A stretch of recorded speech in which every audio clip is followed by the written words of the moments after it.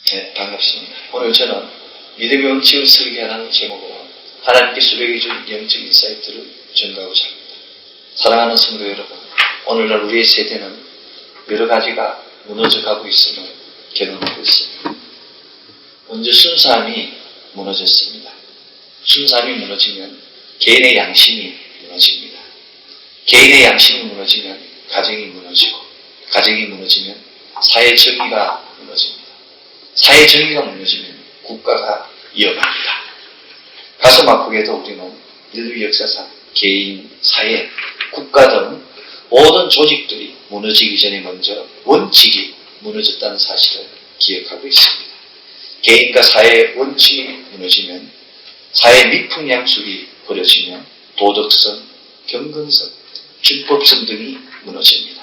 우리는 백제와 신라와 고구려, 조선 등 우리 조상들의 왕조가 바뀔 때마다 얼마나 원칙이 무너지고 흔들렸습니까? 중요한 것은 신라, 고구려, 백제, 고려, 조선 등 개인, 가정, 사회, 국가 등이 원칙이 무너지기 전에 먼저 종교가 무너졌다는 얘기입니다. 종교의 원칙이 무너진 다음 가정과 사회와 국가가 무너졌음을 알고 있습니다.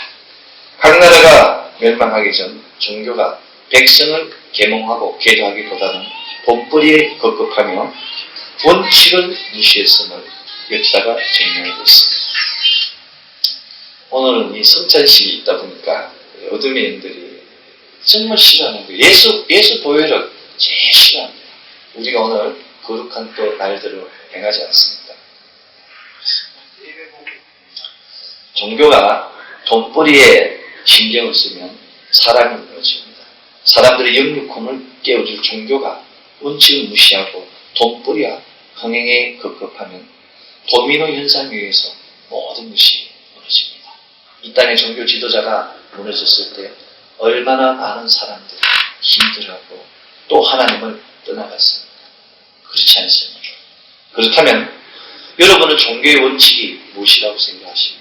아니, 종교의 원칙 이전에 사회의 원칙이 무엇이라고 생각하십니까? 인생에 있어서 원칙은 중요할 수도 있고 중요하지 않을 수도 있으며 걸림돌이 될 수도 있고 밑받침이 될 수도 있습니다.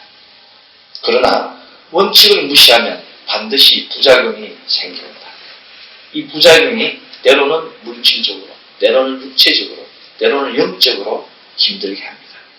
안타깝게도 우리가 알고 있는 원칙이 때로는 무원칙이며 우리가 무시한 그러한 것들이 반드시 지켜야 할 원칙으로 우리에게 다가올 때가 있습니다.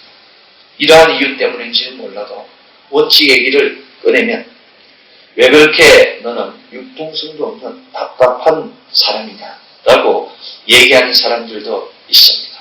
그런데 이러한 사람들의 특징은 원칙을 깨기 위해서 있는 거다라며 원칙을 무너뜨리며 자기 중심적으로 살아가는 사람들입니다. 그럼에도 불구하고 대부분의 성공한 사람들, 대부분의 성공한 기업들은 원칙을 지키며 살아온 기업 사람들입니다. 참고적으로 선진국에서 성공을 가늠하는 중요한 기준이 바로 원칙을 얼마나 잘 지켰느냐입니다. 그들은 그 누구라도 원칙에서 예의가 없다는 원칙까지 정해져 놓았습니다. 우리는 그 원칙을 Zero Tolerance Principle이라고 이야기합니다. 곧 예의를 두지 않는 법칙이라고 부릅니다. 그럼에도 불구하고 이 땅에서 Zero Tolerance Principle, 이 예의 없는 원칙은 잘 지켜지지 않습니다. 그러나 믿음의 법칙에서 예의 없는 법칙은 반드시 지켜야 합니다. 오늘 신약성서 본문 디모데후서 1장 14절 우리 안에 거하시는 성령으로 말미암아 내게 부탁한 아름다운 것을 지키라는 기록에 있는 이 아름다운 것이 바로 예의 없는 법칙, 곧 믿음의 법칙입니다. 이 아름다운 것이 바로 복음입니다. 복음은 good news, 곧 기쁜 소식입니다. 요즘 구원파의 박옥수, 이영화, 유병은 등의 사람이 기쁜 소식이라는 단어를 사용하므로 기쁜 소식을 그 그 단어를 사용하면 이단스럽다고 생각하는 사람들이 있습니다.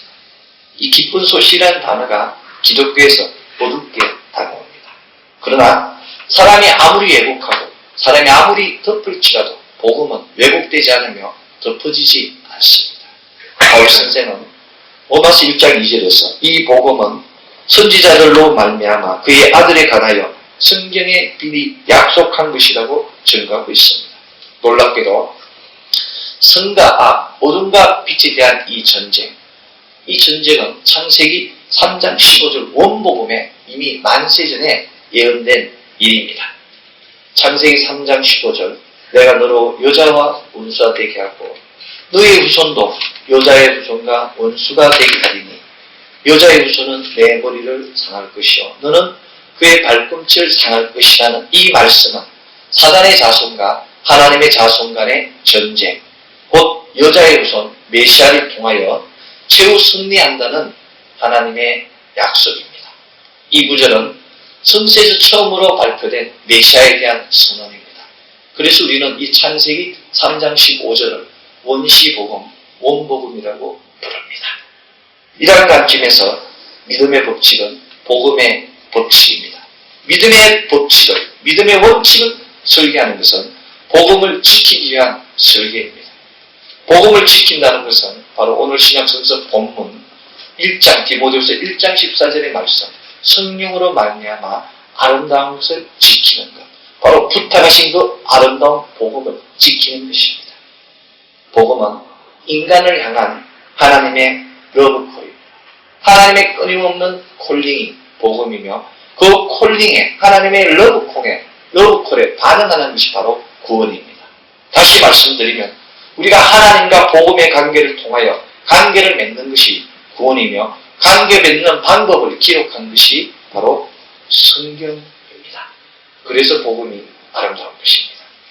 거룩하신 하나님께서 죄악 가운데 있는 우리들을, 죄악 가운데 있는 인간들을 찾아오셔서 그렇게 만드신 사건이기 때문에 복음이 아름다운 것입니다.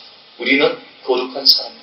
내가 거룩하니 너희도 거룩하리라는 그 하나님의 말씀에 같이 예수 그리스도의 피의 복음이 그 갈보리 언덕에서 떨어지는 핏방울이 이미 우리를 죄악 가운데서 해방시키고 우리를 거룩한 무리로 변화시켰습니다. 그렇습니다.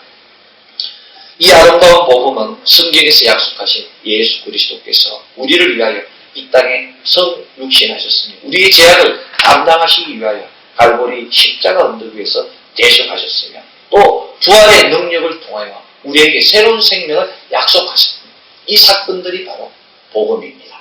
이것을 믿고 전하는 것이 바로 믿음 생활입니다. 복음은 예수 그리스도께서 예언된 창세기 3장 15절에 여자의 후손, 이사야 7장 14절 처녀가 잉태한 임마누엘 하나님, 베드로가 고백한 마태복음 16장 16절에 주는 그리스도시여 하나님의 아들이시라는 놀라운 진리입니다. 이 진리를 믿고 고백하는 것이 바로 참된 믿음의 길입니다. 오늘 구약성서 본문 하박국 2장 3절로 4절 이 묵시는 정한 때가 있나니 그 종말이 속히 이르겠고 결코 거짓되지 아니하리라. 더딜지라도 기다리라. 지체되지 않고 정령하리라. 이 복음이 늦게 성취될지라도 반드시 성취한다고 하박국에서 선포하고 있는 것입니다. 보라, 그의 마음은 교만하며 그의 속에서 정직하지 못하니라. 그러나 의인은 그 믿음으로 말미암아 살리라라고 선포하고 있습니다. 놀랍게도 이 말씀은 바울과 히브리서 저자가 인용하고 있습니다. 로마서 1장 17절에서 히브리서 10장 38절에서 의인은 믿음으로 살리라고 다시 재선포하고 있는 것입니다. 그렇다면 믿음은 어떻게 사는 것이겠습니까? 일반적으로 사람들은 좋은 믿음은 그저 주일 예배를 빠지지 않고 11절을 빠지지 않고 기도하며 사는 것이라고 생각하고 있습니다. 그러나 믿음으로 산다는 것은 그렇게 간단 명료한 일이 아닙니다. 하박국 선지자의 이 기록은 죄악이 만연함에도 불구하고 의인은 고통당하고 있다며 하나님께 불평했습니다. 하박국 선지자는 악인이 의로운 사람을 삼키는데도 하나님께서 어떻게 가만히 계시냐고 하나님께 항변하고 따졌습니다. 우리의 믿음이 그렇지 않습니까? 하나님의 정한 때를 알지 못하고 왜 의인이 고통당하며 왜 내가 온전한 믿음 생활을 하는데 고난과 환난을 당하느냐고 때로는 하나님께 항변하고 하나님 외면할 때가 있지 않습니까? 그러나 그렇게 따지는 것은 믿음의 법칙을 알지 못하기 때문입니다. 우리는 베드로가 주는 그리스도시요 살아계신 하나님이라는 하나님의 아들이라는 그 놀라운 고백을 한 후에 천국 열쇠를 받았음을 기억하고 있습니다. 땅에서 무엇이든지 매면 하늘에서도 매일 것이요 땅에서 무엇이든지 풀면 하늘에서도 풀린다는 그 놀라운 천국 열쇠를 베드로의 놀라운 고백을 통하여 받았습니다. 그럼에도 불구하고 천국 열쇠가 있음에도 불구하고 베드로는 환난과 고난을 받았습니다. 심지어 십자가에 거꾸로 매달려서 죽지 않았습니까? 그런데 어찌 이것이 믿음의 축복일 수 있어요? 천국 열쇠는 자신의 영광을 위하여 자신의 부를 위하여 사용하는 것이 아닙니다. 이 땅에 쓰러질 부와 권세와 명예를 위하여 사용하는 것이 아닙니다. 천국 열쇠는 오직 하나님의 창고를 열 때만 사용합니다. 자신이 아닌 하나님의 왕국을 위하여 사용할 때 효력을 볼 수 있습니다. 그래서 천국 열쇠를 주기 전에 하나님께서는 미리 말씀하셨습니다. 마태복음 16장 18절 또 내가 내게 이르노니 너는 베드로라 내가 이 반석 위에 내 교회를 세우리니 원부의 권세가 이기지 못하리라. 이 말씀을 하신 다음에 천국 열쇠를 주신 것입니다. 하나님께서는 베드로에게 교회를 위하여 원부의 권세를 다스릴 때만 사용하라고 천국 열쇠를 주신 것입니다. 강야의 지혜, 그 강야의 지혜를 통하여 요단강의 영성을 깨달을 때 우리는 내려놓을 수 있습니다. 내가 세상의 환난과 고난과 눈물이 엄습할지라도 주는 그리스도시 하나님의 아들이라는 놀라운 고백을 토해내면 우리의 영혼은 하늘전에 놀라이 기록되는 것이며 하늘의 상급은 차고 넘치는 것입니다. 하늘전이 먼저 차고 넘칠 때 땅의 것이 차고 넘치게 되는 것입니다. 내가 영적으로 바로 섰을 때 비로소 모든 재물을 다스릴 수 있는 권리가 주어지는 것입니다. 온전한 깎아짐을 통하여 요단강을 가르고 하늘 문을 열어야 합니다. 이 모든 권세는 우리에게 이미 주어졌습니다. 그런데 무엇을 연연하며 왜 내려놓지 못하고 왜 걱정하며 왜 눈물 흘리는 것입니까? 우리는 땅의 영광을 위하여 사는 것이 아니라 하늘의 영광을 위하여 살아야 합니다. 땅에 쌓는 것이 아니라 하늘에 쌓는 우리가 되어야 합니다. 여남이지만 1817년 미국에서 태어난 46년간의 짧은 삶을 산 헨리 데이비드 소로라는 사람이 있습니다. 이 소로는 인디안의 땅 콩코드에서 태어나서 6살 때는 맨발로 암소를 몰며 평원을 뛰어다닌 순수한 어린아이였습니다. 이 아이가 성년이 되었을 때 깨어있는 삶을 살기 위해서 다시 자기 고향 숲속으로 들어갔습니다. 소로는 단 28달러로 오두막을 지은 후 숲속에서 걷고 뛰고 수영하며 남들이 맡지 못한 그 자연의 향기를 맡으며 남들이 듣지 못한 그 자연의 소리를 들으며 2년 정도 월든이라는 지역에서 살았습니다. 2년 후에 소로는 월든을 떠났습니다.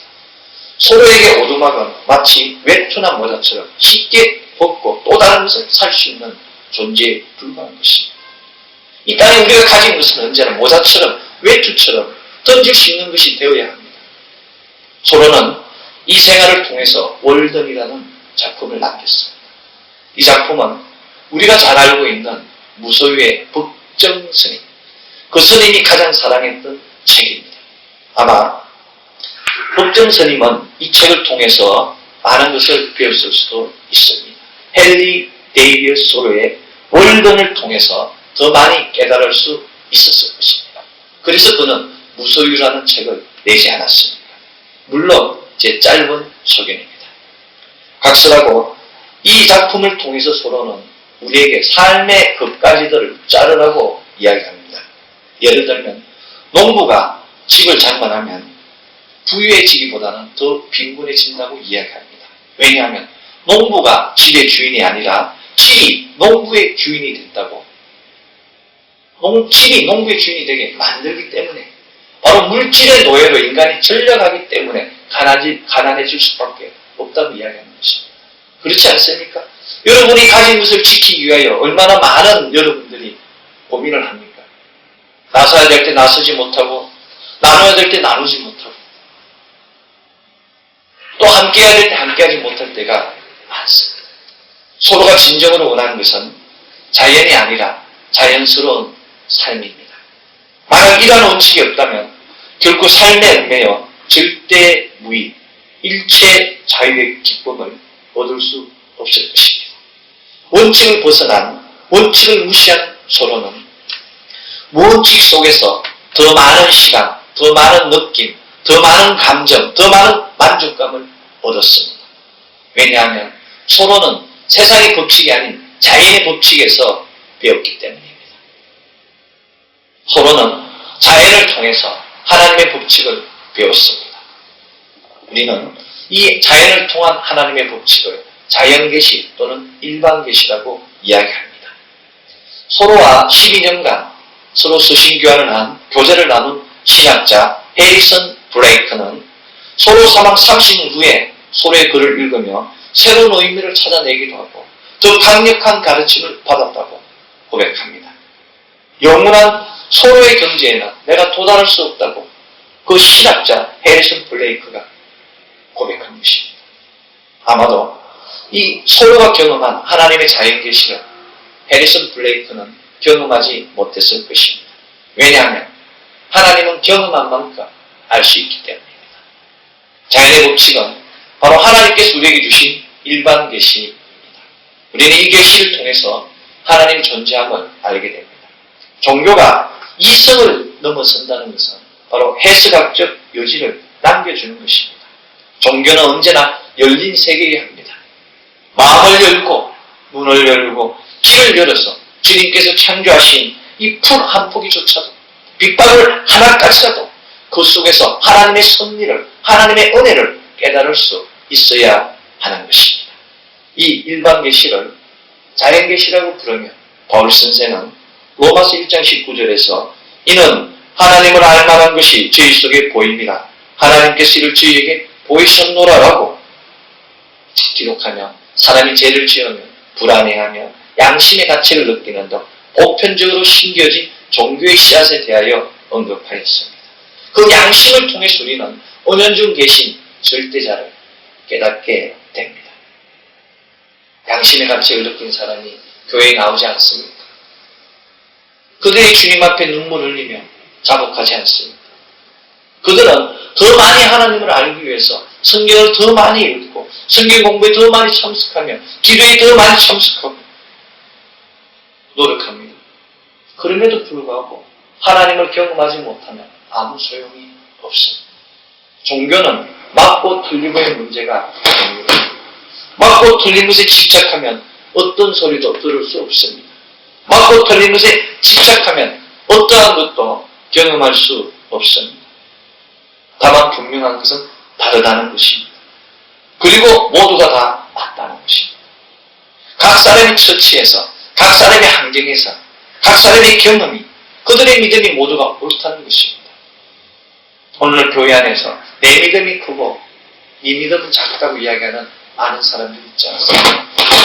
이 땅의 종교 지도자들이 내 믿음은 맞고 네 믿음은 맞지 않다고 다투고 있지 않습니다. 사랑하는 성도 여러분, 우리 교회 안에서도 은사를 받은 사람이 있고 받지 못한 사람이 있습니다. 예를 들어서 방언을 하는 사람도 있고 방언을 하지 못하는 사람도 있습니다. 그러나 방언을 한다고 해서 믿음이 큰 것이 아니고 방언을 못한다고 해서 믿음이 얕은 것이 아닙니다. 다른 것은 다른 대로 놔두면, 그냥 두면 되는 것입니다. 각자의 믿음의 크기가 다르듯이 다른 대로 해석하면 그것으로 충분합니다. 다양성을 무시할 때, 서로 다른 것을 인정하지 않을 때에 그나마 있던 작은 믿음마저 사라지게 됩니다. 많은 사람들이 이러한 진리받기 일 때문에 상처받고 시험에 들며 또 교회를 떠나기도 합니다. 모든 것을 버리고 오직 우리 안에 거하는 성령 하나님의 인도하심을 통해서 주님 주신 아름다운 것을 지켜야 됨에도 불구하고 우리 안에 거하시는 성령으로 말미암아 그 모든 것들을 지키지 못하고 있습니다. 그렇네요. 작은 것도 일찍 제거해야 되는데 키워두면 작은데. 그렇습니다. 이번 주에는 저희 교회에서 제가 나가서 마이크를 조금 했습니다. 찬양팀도 힘들죠. 마이크 잡게 되니까. 기도해서 무슨 마이크로 10월달에 다 만들 수 있도록 해드리겠습니다. 우리 청년부에서도 찬양팀 있으면 장년부에서도 찬양팀 있어야 되지 않습니까? 기도해가지고 또 장년팀도 찬양 인도자를 만들어서 함께 기도하고 모두가 함께 나누는 그런 삶이 돼야 돼요. 우리 항상 이런 사람들이 있어요. 운동을 해도 구경만 하는 사람이 있어요. 나는 물당번이야. 나는 주전자 당번이야. 나는 수건 당번이야. 늘 이런 사람이 있습니다. 근데 어떤 사람은 항상 뛰어드는 거예요. 축구면 축구, 배구면 배구. 이게 바로 도전입니다. 교회 안에서도 그런 거예요. 헌신, 식사 당번, 또 청소, 여기 물당 할 때 자기가 나서서 하는 늘 구경만 하는 사람이 있어요. 방관자 입장입니다. 그런 사람이 있어요. 믿음은 지켜보는 것이 아니고 내가 직접 부딪혀서 경험하는 것입니다. 하나님의 역사를 만나야 돼요. 죄인이면 죄인인대로, 거룩한 성인이면 성인인대로 하나님을 만나서 경험하고 자신 속에 있는 죄의 크기를 깨달아야 됩니다. 이 땅에 죄 짓지 않는 사람이 누가 있겠습니까? 그렇지 않습니다. 이 땅에 검찰총장도 지금 낙마하지 않았습니다.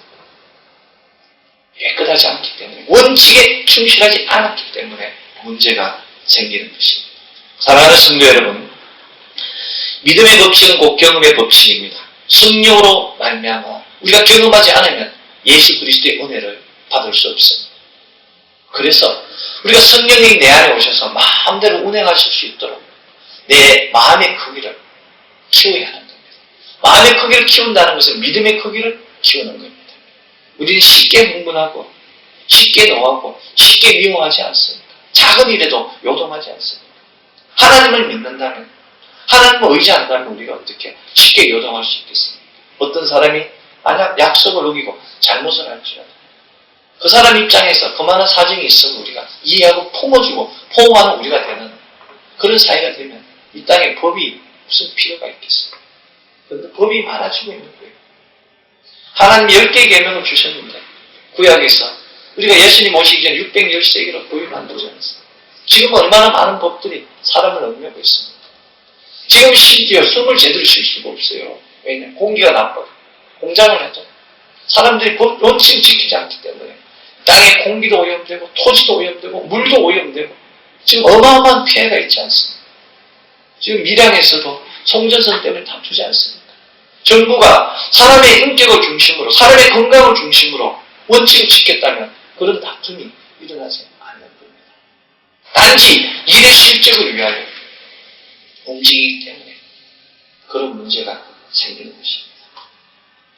사랑하는 성도 여러분, 온전한 경험은 십자가 대속에 예수 그리스도의 피 뿌림에서 주어집니다.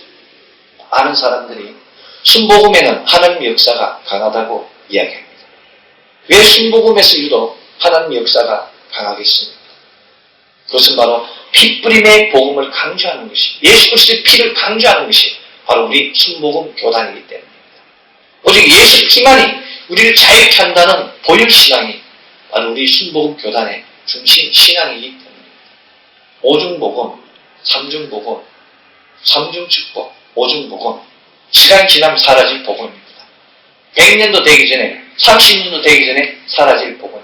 오직 예수 그리스도 보혈 피의 복음만이 온전한 복음이며 중심 신앙이 되는 겁니다. 지금 각 교단에서도 보혈을 강조하고 있습니다. 사랑하는 성도 여러분, 기독교는 땅에서 축복받고 부자 되기 위해서, 건강하게 병을 고치기 위해서 믿는 것이 아닙니다.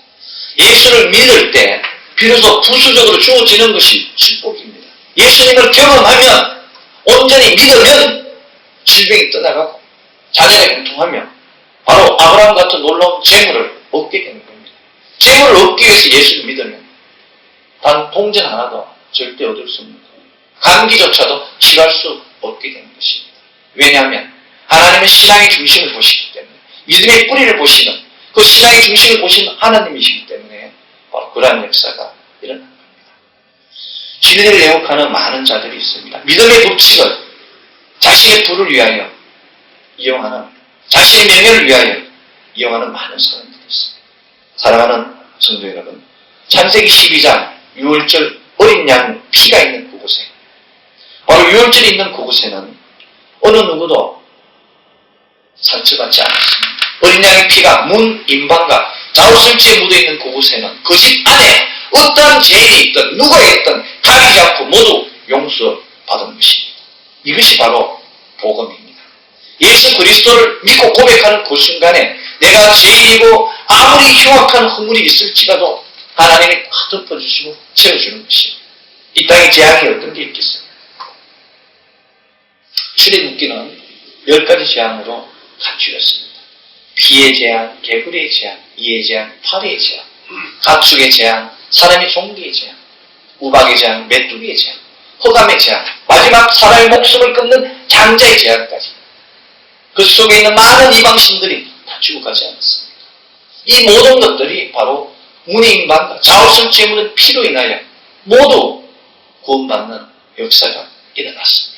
사랑하는 성도 여러분, 이제 우리는 예수 피를, 예수의 복음을 전하는 십자가 보혈의 용사가 되었습니다. 그런데 무엇이 걱정이 있습니까? 저를 따라서 하십시오. 나는 예수 그리스도의 보혈을 뿌리고 바르고 붓고 마셨습니다. 나는 예수 그리스도의 온전한 십자가 군병이 되었습니다. 아멘. 그런데 무엇이 문제입니까? 보혈을 믿지 않기 때문에, 예수 그리스도를 믿지 않기 때문에 여러분 두려워하는 거예요. 예수를 믿으면 여러분 장래가 지금 암담할 수도 있어요. 동을 보고 수를 보고 남을 보고 북을 봐도 암담할 수, 뒤에는 애국 군대가 쫓아오면 앞에는 홍해수가 넘칠 거리고 백성들은 원망할 때 모세는 어떻게 했습니까? 홍해수를 향하여 손을 뻗었습니다. 그랬을 때 온전히 하나님을 의존할 때, 오늘 너희 하나님 너희에게 행하는 기적을 보라는 그 놀라운 선포를 하는 순간 홍해수가 갈라지며 동풍이 그 홍해수를 마르게 하지 않았습니다. 이것이 바로 믿음의 역사입니다. 우리 순복음 세강단교회가 이제 3살이 되었는데 4살이 되고 5살이 되고 6살이 되고 7살이 됐을 때 어떠한 표적이 있는지 여러분 믿음의 눈으로 선포하면 다 이루어집니다. 여러분 각자 가정에 자녀들, 기업들, 계획하고 있는 모든 것들을 믿음의 눈으로 선포하면 모든 것이 다 성취되는 것입니다. 이것이 바로 진리입니다. 저를 따라서 하십시오. 진리가 예수 그리스도입니다. 진리가 예수 그리스도입니다. 아멘. 진리만 예수 그리스도입니다. 예수 그리스도는 내가 I am the way and truth and life, 내가 길이요 진리요 생명이라고 이야기하지 않았습니다. 진리가 너희를 자유케 하리라고 말씀하지 않았습니다.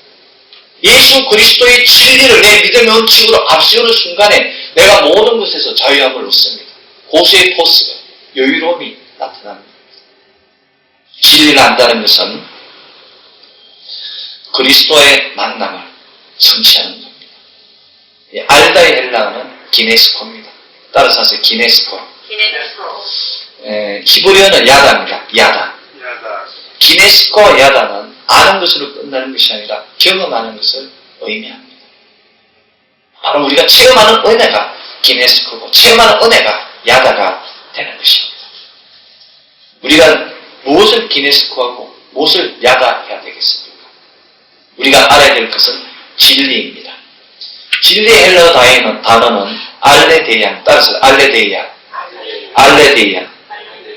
알레데이아는 재판에서 변정하는 겁니다. 변호사가 이야기하는 거예요. 진리는 내가 재판, 네가 잘못했니 그랬을 때 당신은 이러이랬는데 나는 이러이러다고 자기를 대변하는 것이 알레데이아입니다. 또 실제적으로 신하하고 내려오는 우리가 구주는 레전드 있지 않습니까? 미스가 있지 않습니까? 그거 구분되는 거예요. 우리 당군 신하고 구분되는 기독교 진리, 참 실상이 바로 알레데이아가 되는 겁니다. 이 알레데이아는 가려져 있는 것을 보여주는 것을 의미합니다. 감춰져 있는 것이 표현된 상태가 알레데이아입니다. 그렇습니다. 우리가 이 알레데이아를 알 때 비로소 하나님께 변론권을 갖게 됩니다.